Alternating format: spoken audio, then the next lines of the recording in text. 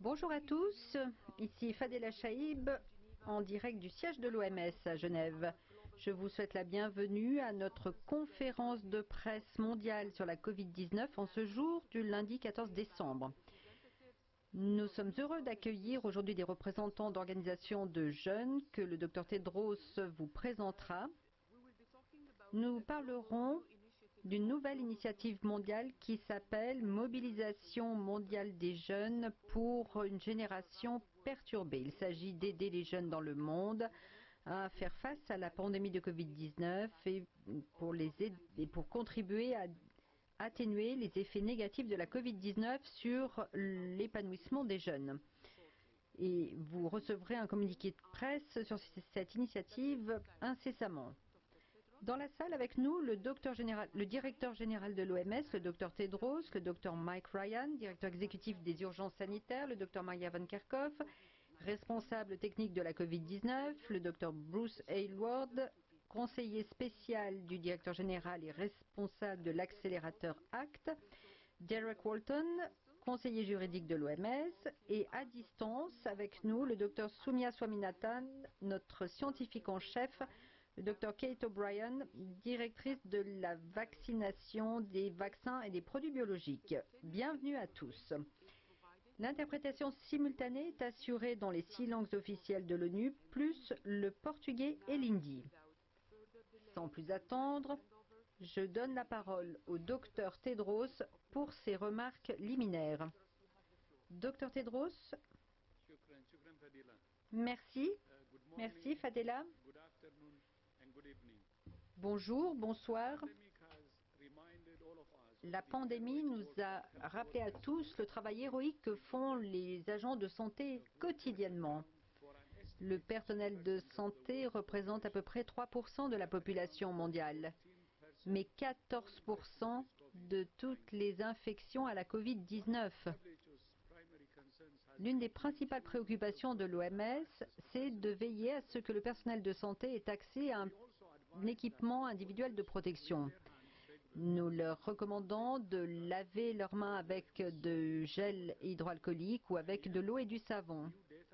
Toutefois, d'après les nouvelles données de l'OMS et de l'UNICEF, on voit que beaucoup d'établissements manquent de services d'assainissement et d'eau.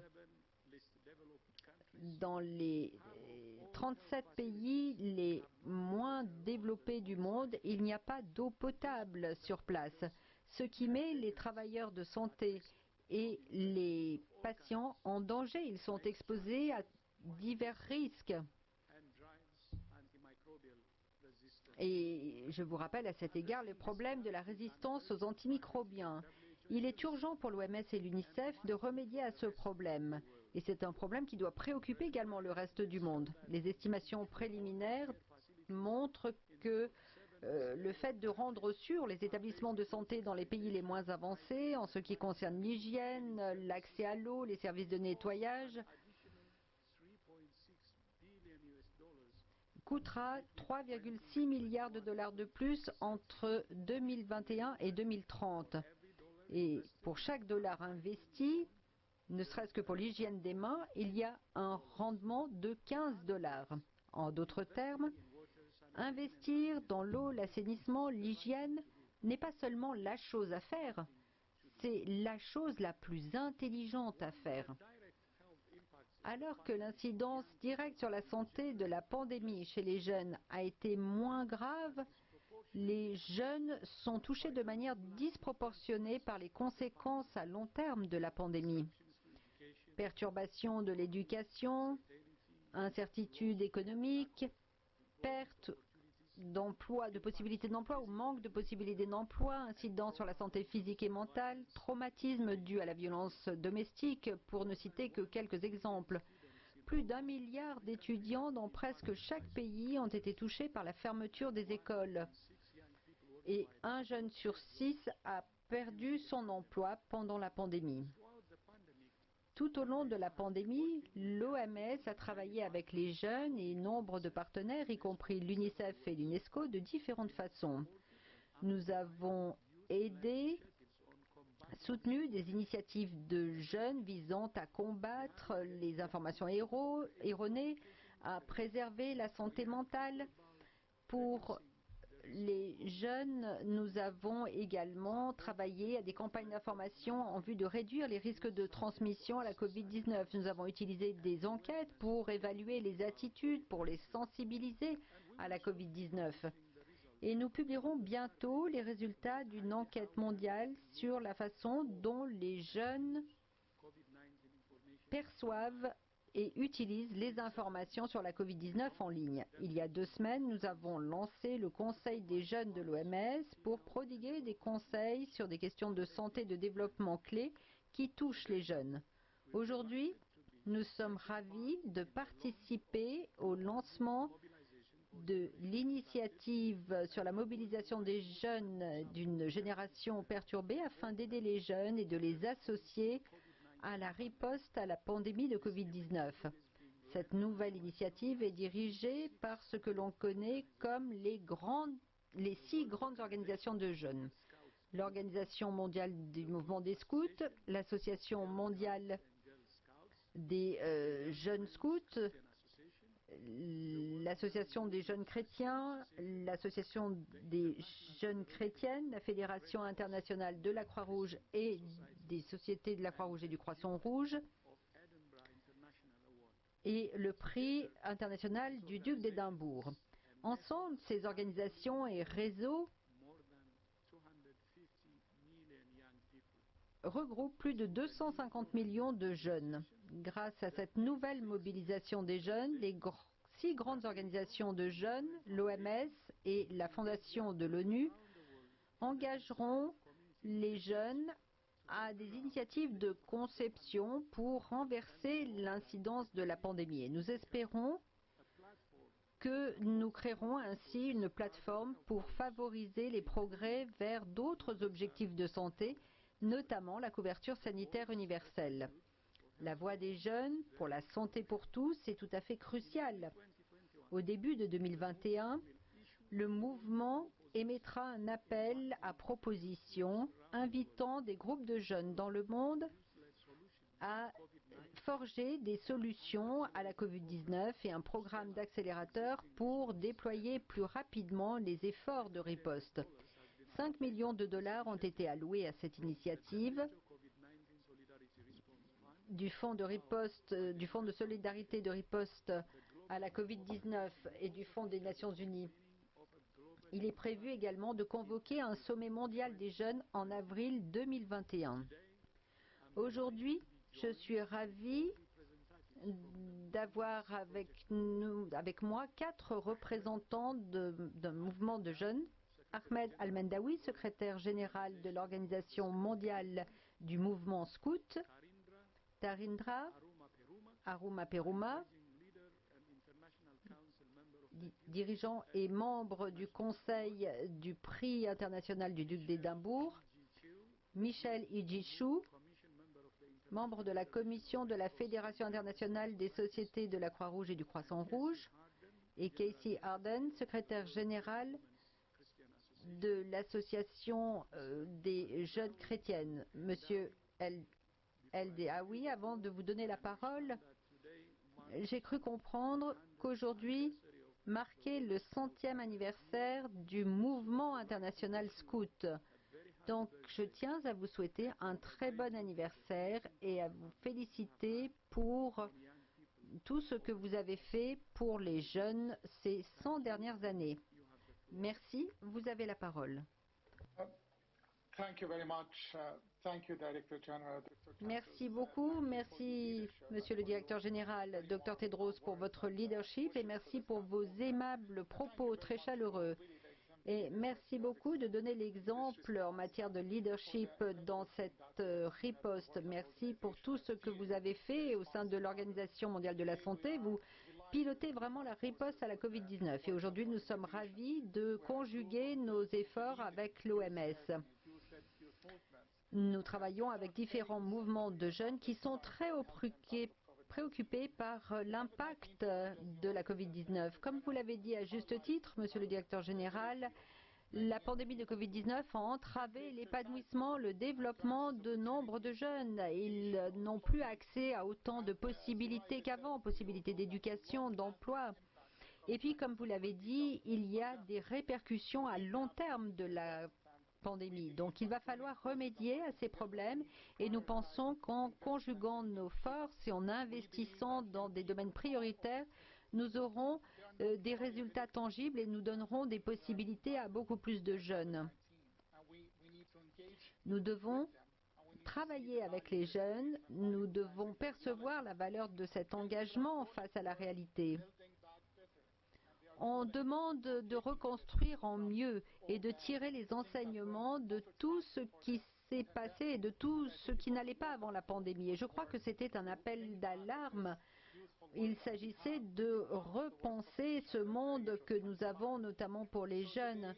Donc aujourd'hui, cette mobilisation mondiale réunit des organisations de jeunes importantes, plus de 250 millions de jeunes dans le monde, mais on ne se limite pas aux grandes organisations internationales de jeunes comme les Scouts ou YMCA ou YWCA.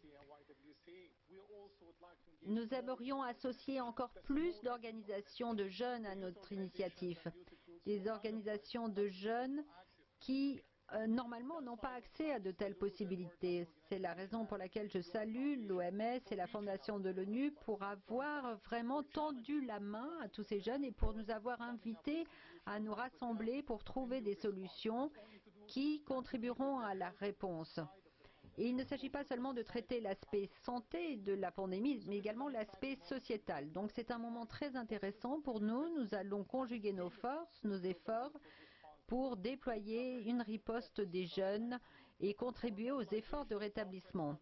Notre mobilisation nous permettra peut-être de dégager des solutions uniques.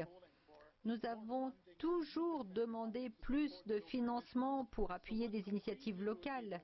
Donc ce que nous ferons concrètement avec ces 5 millions de dollars qui nous ont été alloués, c'est accélérer certains des efforts que nous avons déployés pour riposter. Nous allons injecter plus de ressources dans les organisations de jeunes qui autrement n'auraient pas accès à ces instruments de financement.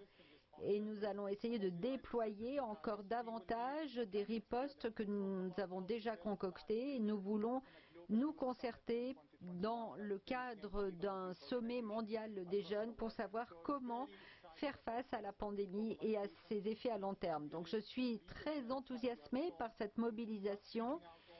C'est un exemple tout à fait positif et qui concerne non seulement les organisations traditionnelles, mais d'autres organisations qui peuvent être très utiles pour reconstruire en mieux. Merci beaucoup. Merci beaucoup. Et je suis tout à fait d'accord. Ce ne sont pas seulement les 6 grandes organisations internationales, mais tous les groupes de jeunes doivent participer à ce mouvement. Merci beaucoup, Monsieur El Alendaoui. Madame Aruma Peruma, merci de nous avoir rejoints aujourd'hui et merci au duc d'Édimbourg pour tout ce que vous faites et ce que sa fondation fait. Vous avez la parole. Merci, Dr Tedros. Nous savons tous que cette année a été très difficile pour toutes les générations. Pas seulement les jeunes, mais toutes les générations sont touchées par cette pandémie. Et malgré le fait que la Covid-19 touche toutes les générations plus directement, nous sommes convaincus que les jeunes ont le plus à perdre et ils vont continuer de perdre dans les années à venir. Ce sera une conséquence de la pandémie. L'impact de la Covid-19 a touché 1 jeune sur 6 dans le monde, puisque 1 jeune sur 6 a perdu son emploi ou a perdu un tremplin pour une future carrière. Et il y a beaucoup d'incertitudes qui sont liées à ces temps difficiles et qui ont des effets dévastateurs pour les jeunes de nos communautés. Je peux parler de mon propre pays, le Sri Lanka, où la destruction d'emplois, la perte de possibilités a engendré des problèmes de santé mentale chez mes pairs. Et pour passer à une note un petit peu plus positive, il y a eu beaucoup plus d'implication des jeunes. Ils font preuve d'imagination, d'innovation pour faire face à la pandémie. Donc ça, c'est vraiment réjouissant de le voir. Malgré tous ces scénarios, nous comprenons tous qu'il y a un sens général de perte d'orientation pour les jeunes. Et nous sommes perdus en ce qui concerne les perspectives futures. Mais il est tout à fait opportun d'avoir ces programmes de mobilisation aujourd'hui parce que nous avons ainsi toute possibilité de concrétiser nos idées et de mettre en œuvre nos solutions en tant que jeunes pour surmonter les difficultés auxquelles font face la société. Et il est essentiel de reconnaître et de célébrer ces actions qui sont lancées par des équipes de jeunes. Et il faut apporter de l'espoir. Nous espérons, en tant que programme de mobilisation, en tant que jeunes, nous serons le moteur du changement. Nous voulons que toutes les communautés du monde mettent à profit toutes ces compétences, toutes ces qualifications des jeunes pour aller de l'avant. Les jeunes dans le monde font déjà un grand travail pour lutter contre les effets négatifs de la pandémie. Donc là, nous avons encore une possibilité d'agir, une possibilité pour reconnaître, célébrer et investir encore plus dans les efforts. Merci. Merci beaucoup. Et salutations au Sri Lanka. Madame Jechu, merci de nous avoir rejoints aujourd'hui. Merci à tous les jeunes qui travaillent pour la Fédération internationale des sociétés de la Croix-Rouge et du Croissant-Rouge. Vous avez la parole. Merci, Dr Tedros. Merci de me donner la possibilité de parler au nom de tous les jeunes aujourd'hui. Comme vous l'avez dit tout à l'heure, Dr Tedros, il y a plus d'1 milliard de jeunes dans le monde qui a été privés d'école puisque les écoles, les établissements d'enseignement ont fermé. Donc, ils perdent la possibilité de s'instruire, de se former. Antonio Guterres, secrétaire général de l'ONU, a dit qu'il y avait là la plus grande perturbation de l'éducation dans l'histoire. La Covid-19 ne cesse de produire des effets sur l'éducation. L'accès à l'éducation, néanmoins, ne devrait pas être compromis en temps de pandémie. Les jeunes ne devraient pas avoir à sacrifier des possibilités d'éducation en échange de la santé ou des moyens de subsistance. Les jeunes devraient pouvoir s'éduquer, que ce soit de manière formelle ou informelle. Donc, ces efforts mondiaux devraient donner aux jeunes des ressources pour s'épanouir sur le plan personnel et professionnel. Notre génération est tout à fait consciente des difficultés sociales, économiques, environnementales qui nous entourent. Nous ne sommes pas silencieux et nous ne voulons pas non plus rester les bras croisés. Nous voulons aider et nous sommes capables d'aider. Nous ne venons pas là pour jouer les troubles faits. Nous voulons vraiment un changement dans nos communautés et nous voulons y contribuer. C'est la raison pour laquelle, en tant que jeunes, nous sommes très enthousiasmés par cette initiative de mobilisation parce que cela nous donne une plateforme pour échanger nos expériences et cela nous permet de chercher des solutions pour notre avenir, pour reconstruire en mieux. Merci beaucoup, Michel.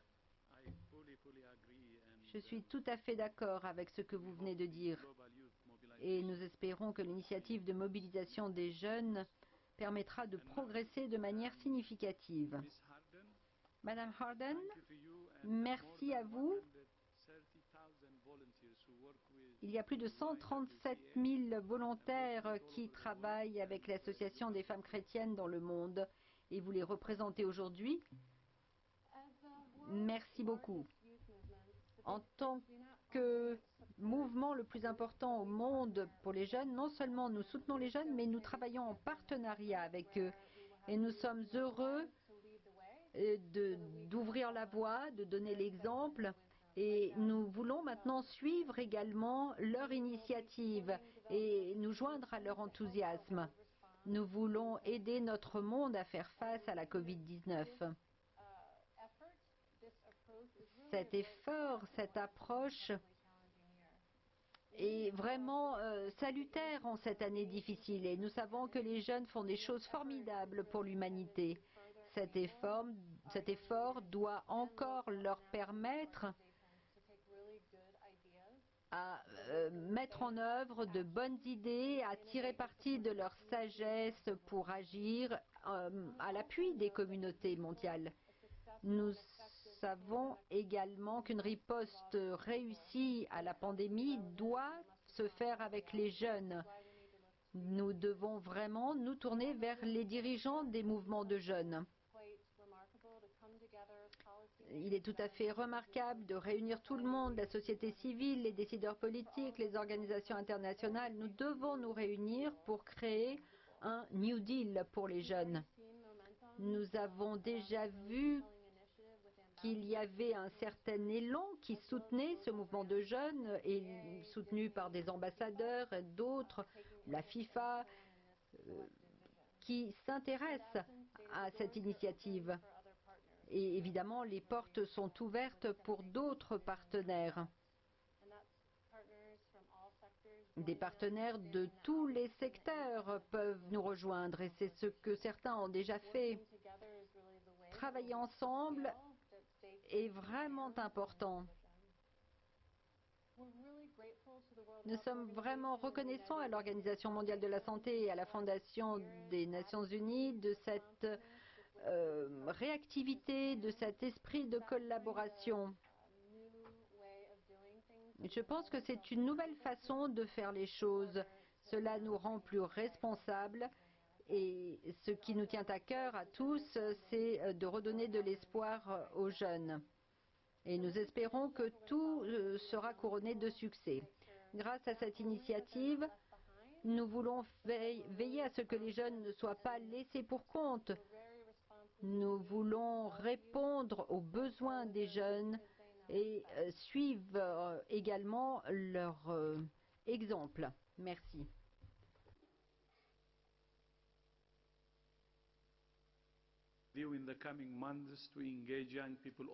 Dans les mois à venir, nous allons solliciter les jeunes partout dans le monde pour la riposte à la Covid-19 et pour mettre en place un monde plus juste, plus équitable. Fadila, je vous rends la parole. Merci, Dr Tedros. Merci également à nos invités.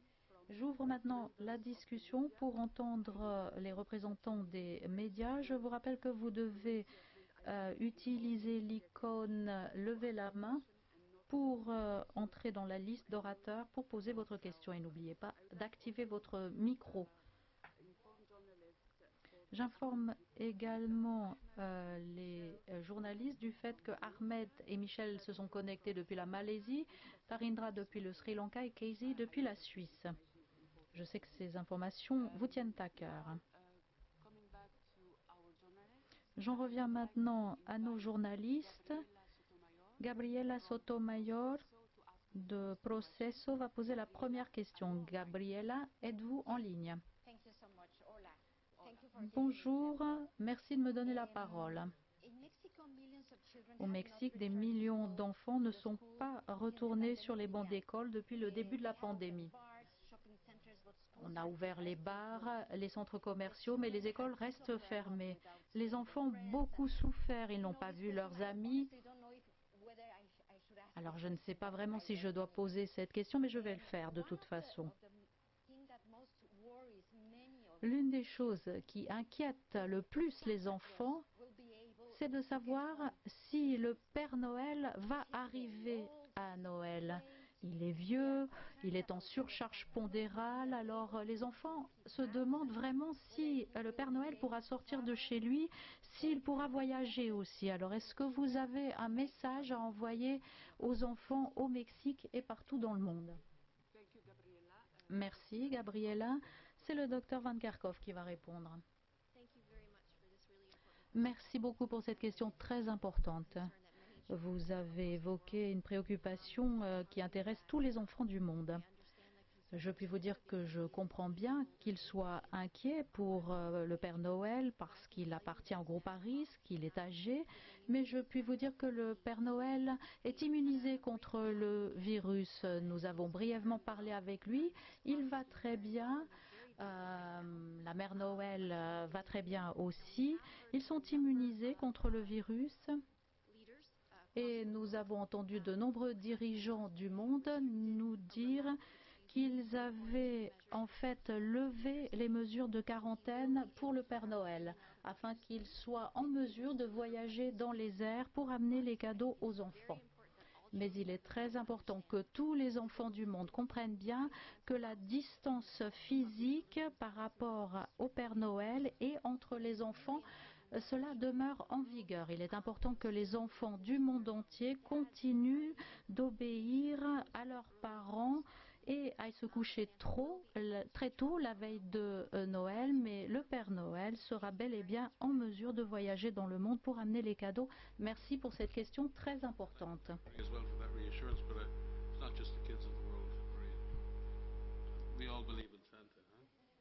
Alors, je crois que cela ne concerne pas que les enfants, nous croyons tous au Père Noël.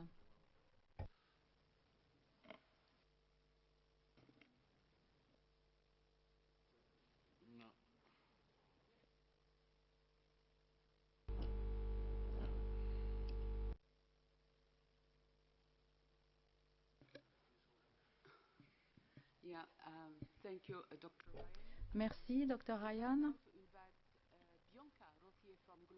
Bianca de Globo va poser la question suivante. Bianca, êtes-vous là? Bianca, are you online? Est-ce que Bianca est en ligne? Voilà, je crois que je suis en ligne cette fois-ci. Est-ce que vous m'entendez? Merci Gabriela pour cette magnifique question et à Maria pour cette magnifique réponse. J'aurais une question à poser sur les vaccins. Les études ont démontré que les nouveaux vaccins semblent avoir un haut degré d'efficacité pour empêcher les gens de tomber malades. Mais qu'en est-il du risque que les personnes vaccinées diffusent le virus chez les autres? Est-ce que les personnes vaccinées doivent continuer d'utiliser les masques, non pas pour se protéger elles-mêmes, mais pour protéger les autres? Merci Bianca.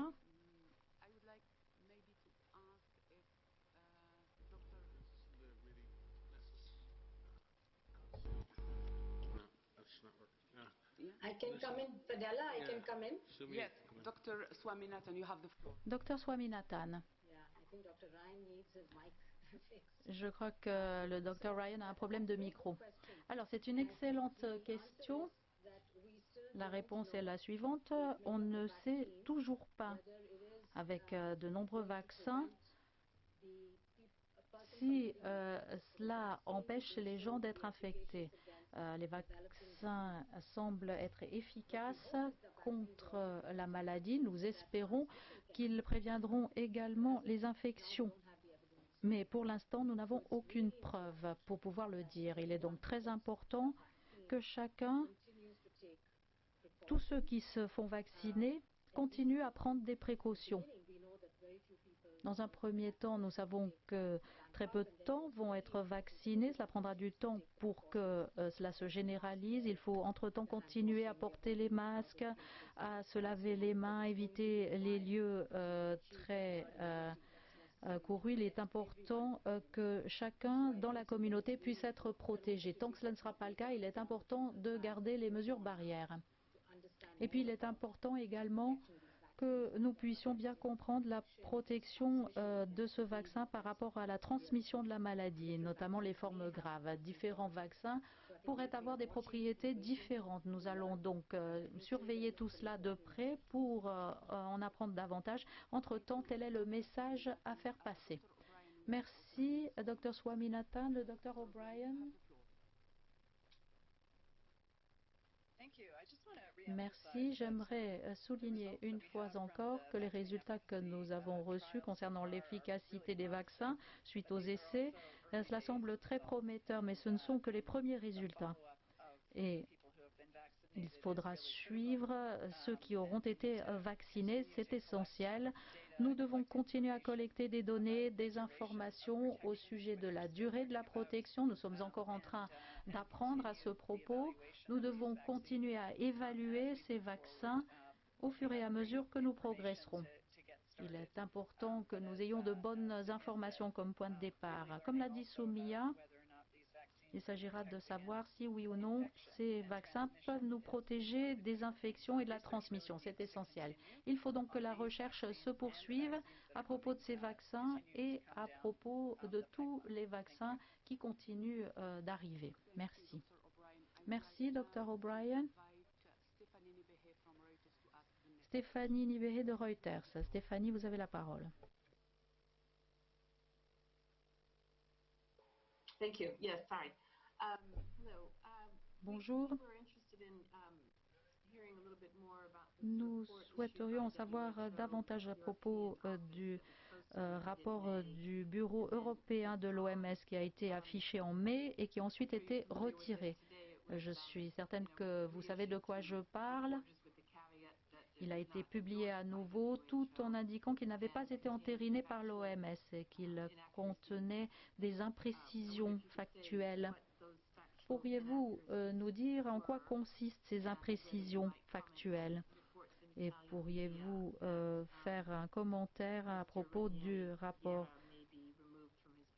On a indiqué que M. Ranieri Iela serait peut-être démis de ses fonctions au Bureau européen de l'OMS, étant donné qu'il a peut-être fait pression sur les auteurs pour que le rapport soit retiré. Merci Stéphanie pour cette question. Ça, c'est une question qui relève de notre bureau à Copenhague et je suis tout à fait disposée à vous mettre en contact avec notre bureau à Copenhague plus tard. Merci Stéphanie. Simon Ateba, vous avez la parole si vous êtes là. Je suis là, merci de me donner la parole. Simon Ateba de Today News Africa à Washington. Ici aux États-Unis, le premier vaccin contre la Covid a été administré ce matin. C'est Sandra Lindsay qui a reçu la première dose. Mais il y a le même scepticisme ici.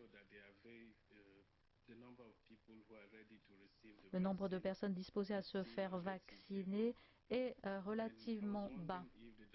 Alors je me demandais si l'OMS avait prévu quelque chose pour l'Afrique une fois que le vaccin arrivera. Est-ce que vous avez le moyen d'améliorer la communication pour faire en sorte que les gens soient plus disposés à se faire vacciner sur le continent? Merci. Merci Simon. Dr. Ryan. Peut-être que d'autres souhaiteront commenter, mais comme je l'ai déjà dit, je pense que l'Afrique est plus expérimentée dans les campagnes massives que quiconque d'autre à propos du choléra, de la fièvre jaune, de la polio et de la rougeole. Les autorités sanitaires, les ONG, les autorités en Afrique sont très expérimentées au sujet des campagnes de communication pour effectuer des vaccinations. Et en règle générale, le taux de compliance de demande et de vaccination sont très élevés. La semaine dernière, l'Afrique a pu éradiquer la polio après avoir vacciné des centaines de milliers d'enfants au fil des ans. L'Afrique a donc est donc bien placée pour comprendre l'intérêt de la vaccination. Mais comme partout, les campagnes de désinformation sont problématiques. Nous collaborons avec le mouvement de la Croix-Rouge, avec l'UNICEF et avec d'autres pour améliorer la participation des communautés, pour améliorer la communication. Je sais que Kate et d'autres ont travaillé au niveau des pays, notamment pour insérer l'engagement communautaire dans ces campagnes et pour répondre à la demande. Kate pourra peut-être nous en dire plus. Cela fait partie d'un plan d'action pour la vaccination. L'acceptation de la communauté, c'est essentiel pour la réussite de toute campagne de vaccination. Ce sera le cas cette fois-ci encore, mais je suis certain que l'Afrique nous a montré la voie, a démontré la réussite de vastes campagnes de vaccination. Nous devons absolument mettre à disposition des vaccins pour l'Afrique et pour les pays en développement. En fait, ce n'est pas tant une question de demande en Afrique, c'est plutôt une question de mettre à disposition des vaccins en Afrique et ailleurs. Kate, merci. J'aimerais compléter ce que vient de dire Mike Ryan. Nous travaillons en étroite collaboration avec les pays en Afrique pour qu'ils soient prêts. De nombreux pays ont d'ores et déjà mis au point des plans.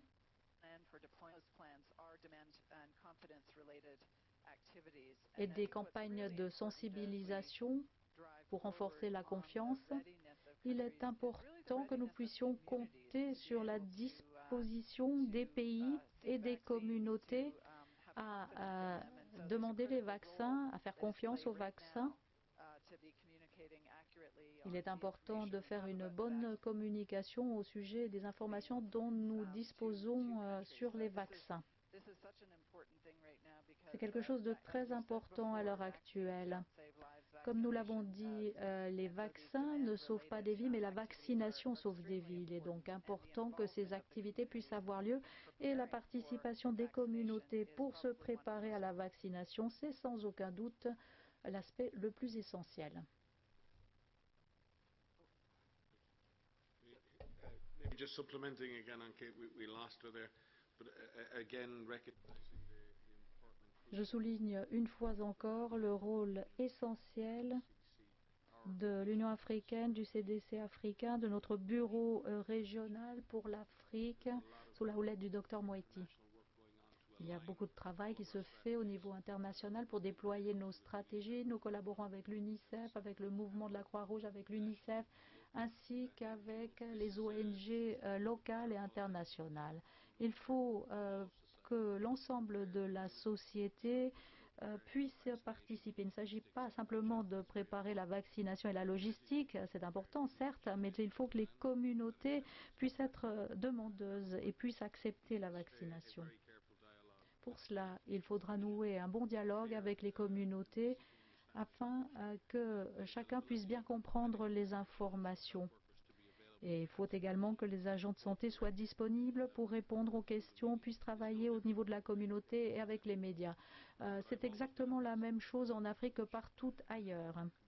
Mais je souligne une fois de plus qu'il est important que les communautés en Afrique puissent participer aux interventions. Ce sont elles qui comprennent mieux que quiconque l'importance et l'efficacité de la vaccination. Et leur confiance est essentielle.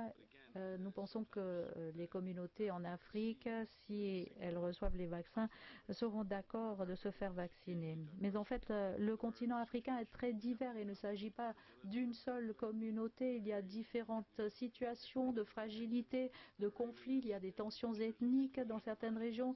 Dans certaines régions, il y a de la marginalisation, de l'exclusion. Certains vivent dans des bidonvilles alors que d'autres vivent à la campagne. Il est donc important de faire en sorte de comprendre que la vaccination en Afrique est aussi complexe et difficile que partout ailleurs. Et nous avons besoin de ressources pour que cette intervention soit couronnée de succès. Mais nous faisons pleinement confiance aux communautés en Afrique. Nous sommes persuadés qu'elles souhaiteront prendre ce vaccin. Merci, Dr. Ryan. Dr. Swaminathan, qui va également répondre à cette question. Très rapidement, j'aimerais compléter ce qu'ont dit Mike et Kate.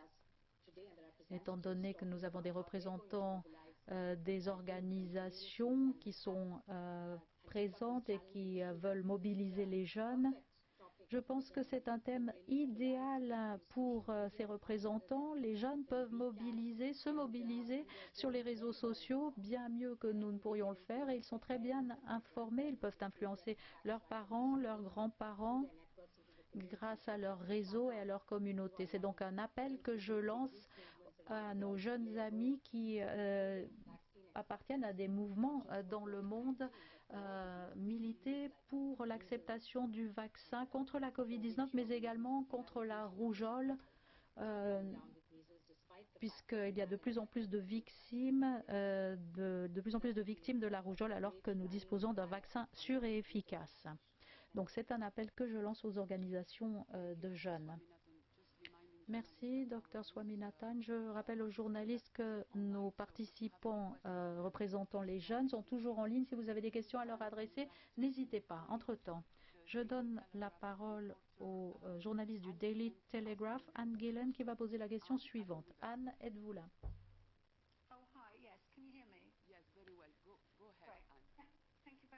Anne, merci.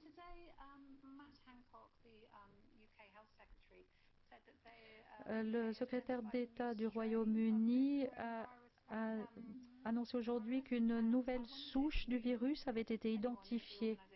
J'aimerais savoir si vous en savez davantage à propos de cette nouvelle souche et si vous avez un commentaire à faire. Michael Ryan, merci pour cette question. Nous sommes au courant concernant ce rapport au sujet d'un millier d'individus au Royaume-Uni. Nos autorités au Royaume-Uni sont en train de se pencher sur l'importance de cette question. Nous avons vu plusieurs variantes étant donné que le virus évolue au fil du temps et nous constatons que de nouvelles formes se font jour. Nous souhaitons savoir maintenant si cela peut apporter une différence en termes de santé publique. Nous examinons cette variante qui semble être plus prévalente au Royaume-Uni. Nous devons également collaborer avec les laboratoires sur le plan national et international pour savoir si la variante évolue au niveau international. Ce type de mutation, d'évolution est tout à fait courant. Comme nous avons vu récemment avec les visons infectés au Danemark et les précédentes variantes du virus, tout cela fait que le virus se transmet plus facilement, il peut éventuellement entraver l'efficacité des vaccins. Nous n'avons pas la réponse à ces questions et nous n'avons rien qui nous permette de dire que tel soit bien le cas. C'est la raison pour laquelle à chaque fois que nous constatons qu'il y a une nouvelle variante, nous devons évaluer son importance. Je suis persuadée que les autorités britanniques font ce qu'il y a à faire. Nous essayons d'afficher tout cela sur le site web afin que chacun puisse examiner ces informations conformément à la transparence. Ce sont les dernières informations dont nous disposons. C'est la façon dont les autorités nationales informent les autres autorités et l'OMS.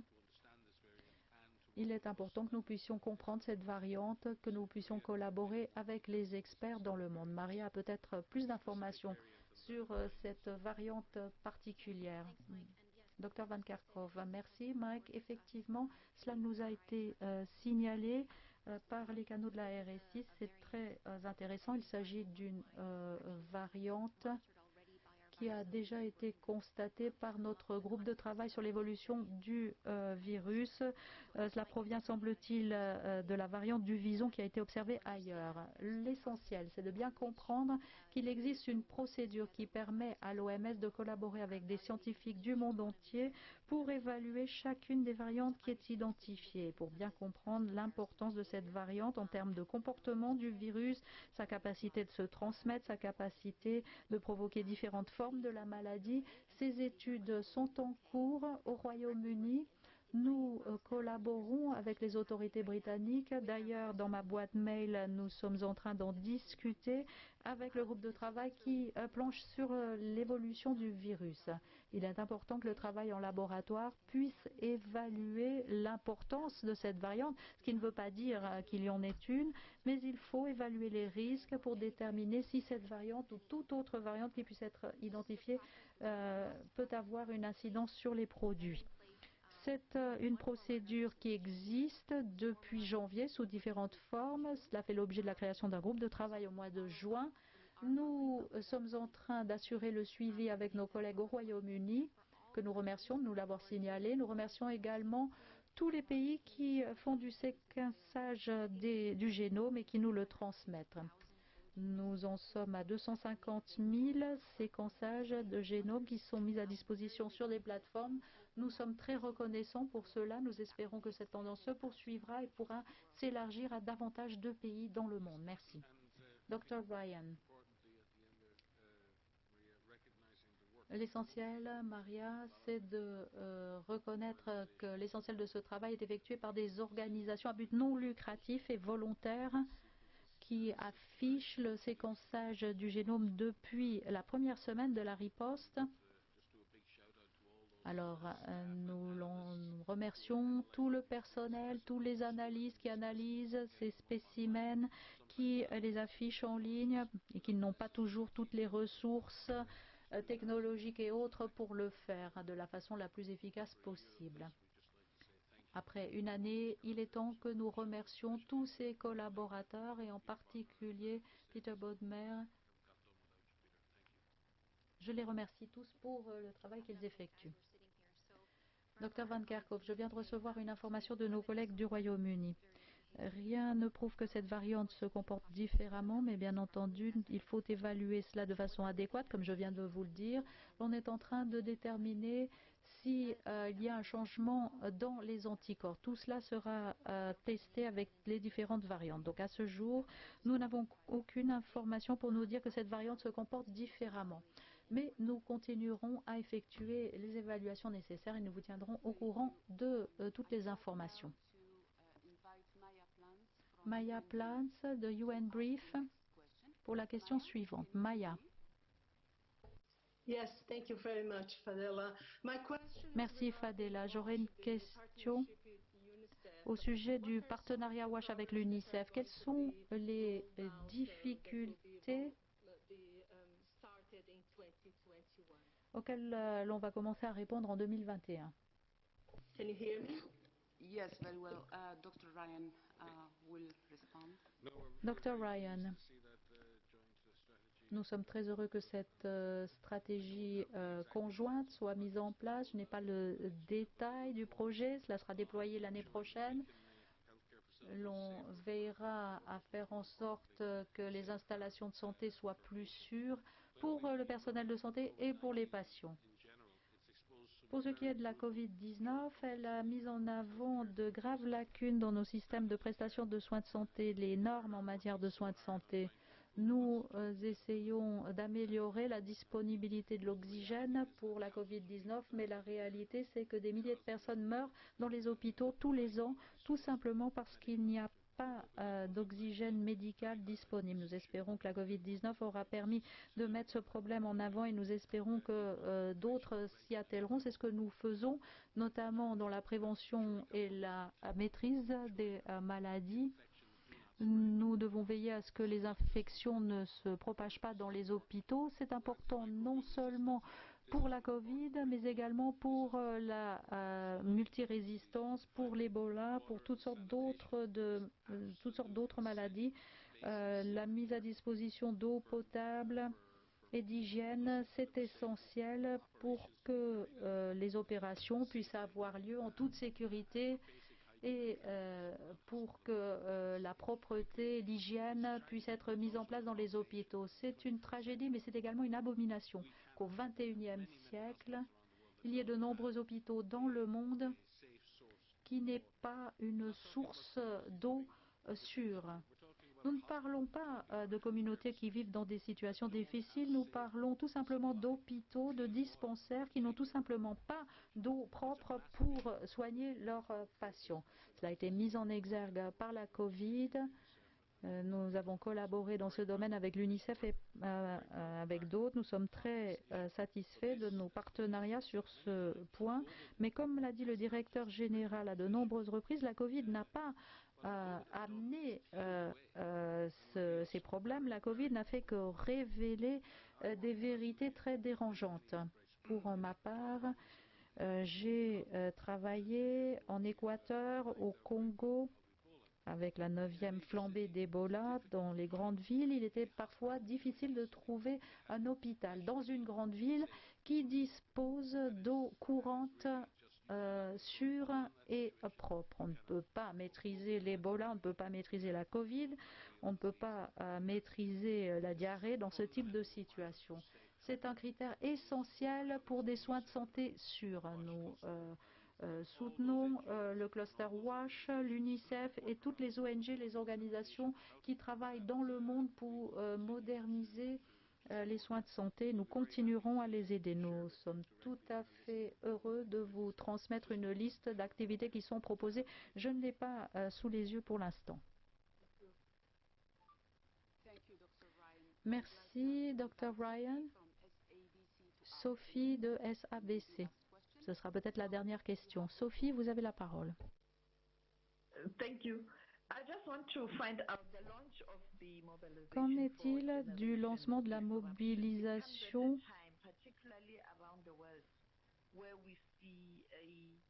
dans le monde?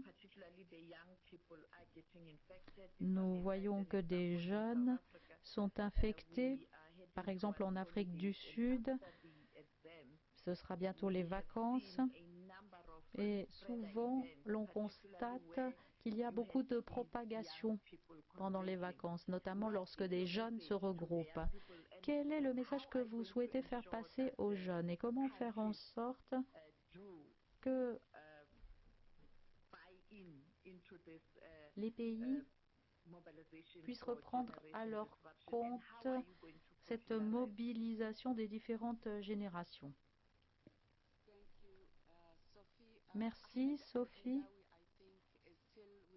Ahmada Alendawi est toujours avec nous, ainsi que les autres représentants des jeunes. Ahmed, avez-vous entendu la question de Sophie? Réponse oui, j'ai entendu. C'est une question très importante qui se subdivise en deux parties. Tout d'abord, il faut mieux comprendre la réalité que vivent les jeunes dans cette pandémie. Tout leur potentiel s'est écroulé, leur capacité d'agir et la simple capacité de pouvoir interagir socialement, d'avoir accès à l'éducation, de pouvoir entrer dans le monde du travail. Toutes ces transitions ont été reportées. Or, c'est très important, lorsque nous parlons aux jeunes, de cesser de les étiqueter comme étant des super propagateurs. En fait, le talent des jeunes peut se faire jour si l'on commence à reconnaître ceux qu'ils sont en train de traverser. Et c'est le cas pour chaque crise. Il faut tout d'abord penser à la récupération. Il faut que cette génération soit reconnue ainsi que les difficultés qu'ils ont rencontrées, qui se sont exacerbées avec la Covid. Cette reconnaissance est importante.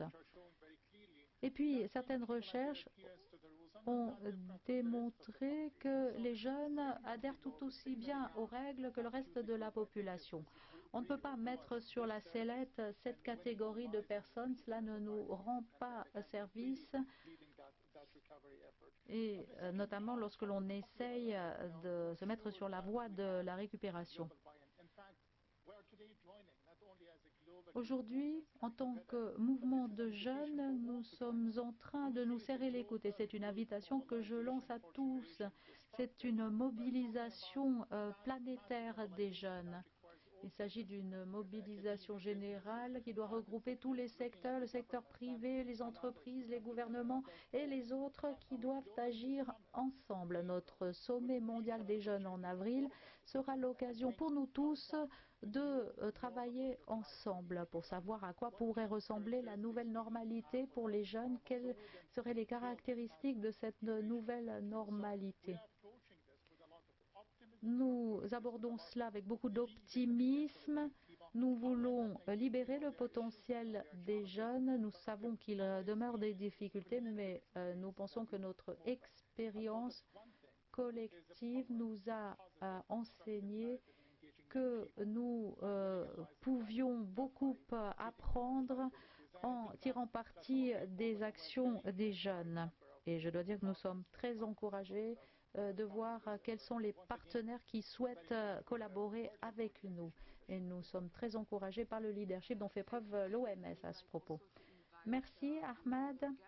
J'invite également les autres invités à intervenir si elles veulent dire quelque chose.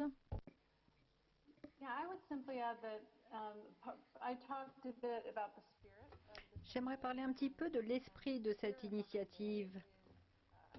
L'esprit qui sous-tend cette initiative rejoint un petit peu la question que vous avez soulevée sur l'exactitude des informations relatives à la pandémie. Il s'agit vraiment de trouver un message qui passe bien auprès des jeunes.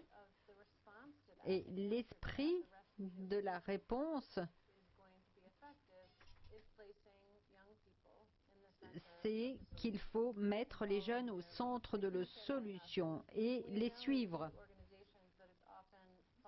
Il y a des organisations de jeunes qui font beaucoup de choses, mais il faut vraiment que nous élargissions l'espace pour que les jeunes puissent agir, qu'ils puissent exercer leur créativité. Ils peuvent socialiser le bon message, ils peuvent accroître l'engagement. Donc c'est vraiment remarquable de voir l'esprit qui sous-tend cette vision. Et maintenant, je vais me taire et je vais donner la possibilité à nos deux dirigeants d'organisations de jeunes de répondre. Merci, Casey. Michel, Tarindra, est-ce que vous voulez intervenir?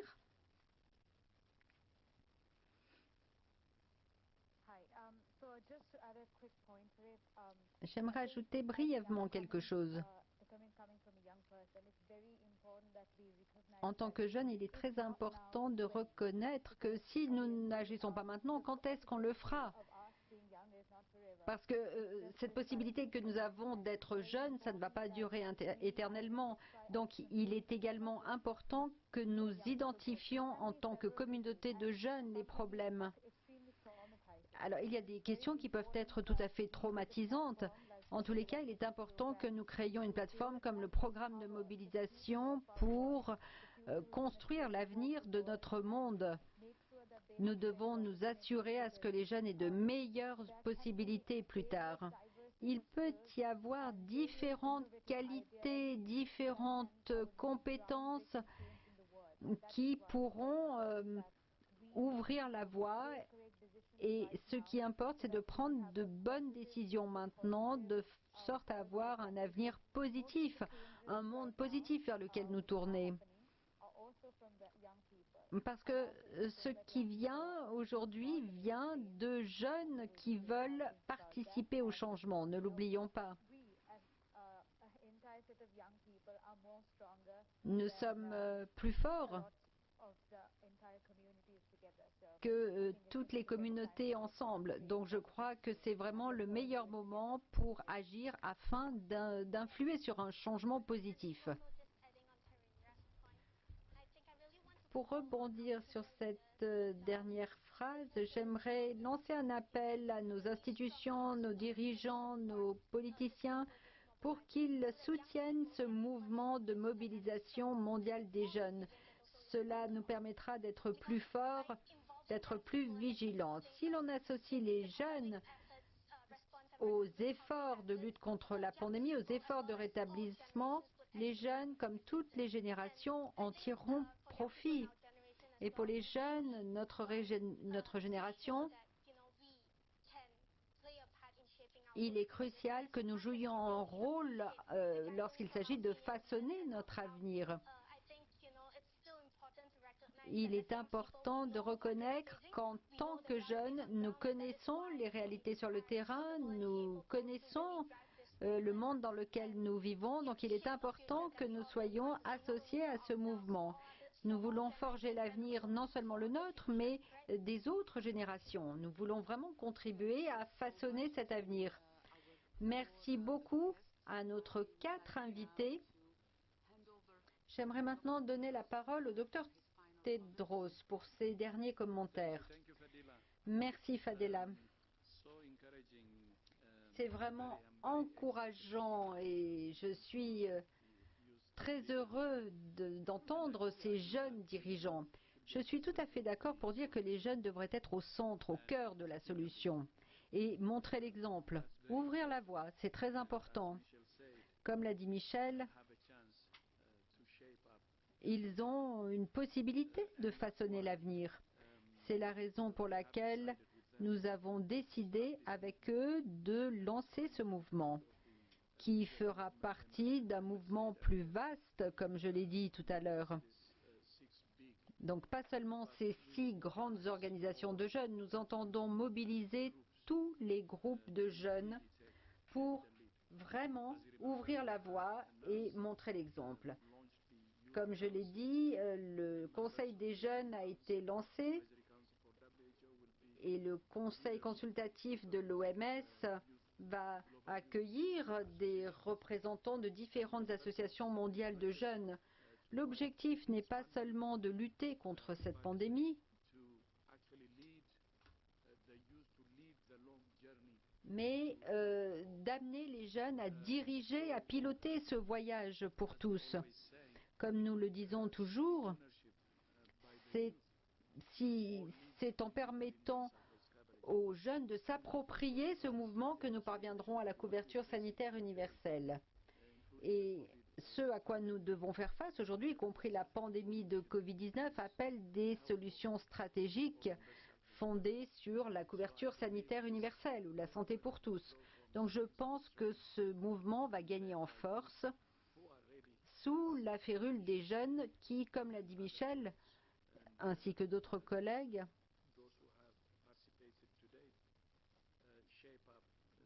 sont déjà prêts à façonner leur avenir. Donc je tiens encore à remercier Ahmed, Tarindra, Michel et Casey pour leur leadership.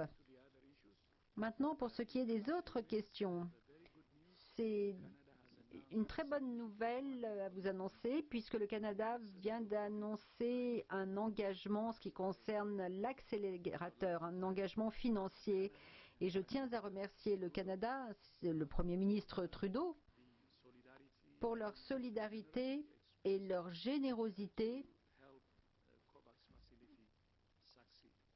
afin d'aider le mécanisme COVAX à aboutir. L'accélérateur reste la meilleure solution mondiale pour surmonter la phase la plus aiguë de la pandémie, sauver des vies et permettre à la planète de se remettre. Enfin, une dernière chose, comme vous le savez, aujourd'hui est le 100e anniversaire de la création du HCR, l'organisme qui s'occupe des réfugiés. Et les réfugiés font partie des personnes les plus vulnérables au monde. Aujourd'hui, le plus grand mouvement de personnes, le plus grand déplacement a été enregistré depuis la Seconde Guerre mondiale, puisqu'il y a beaucoup de réfugiés et de migrants qui vivent dans des conditions très peu sûres, en marge de la société, souvent dans la peur et sans accès à des services de santé essentiels ou d'autres services. Il est essentiel pour changer cette situation que tous les pays incluent les réfugiés et les migrants dans leurs plans nationaux de santé dans le contexte de la CSU. Bon anniversaire HCR, l'OMS est fière de travailler avec vous pour aider tous les migrants et les réfugiés.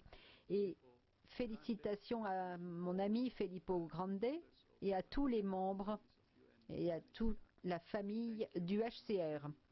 Merci et à vendredi. Merci, Dr Tedros. Merci à nos jeunes dirigeants et merci aux collègues qui ont posé des questions à la conférence de presse. Merci aux journalistes qui nous suivent régulièrement. J'aimerais vous rappeler que nous enverrons les remarques liminaires du directeur général ainsi que le fichier audio juste après la fin de cette conférence de presse. La transcription sera à votre disposition dès demain matin. Merci beaucoup et bonne soirée.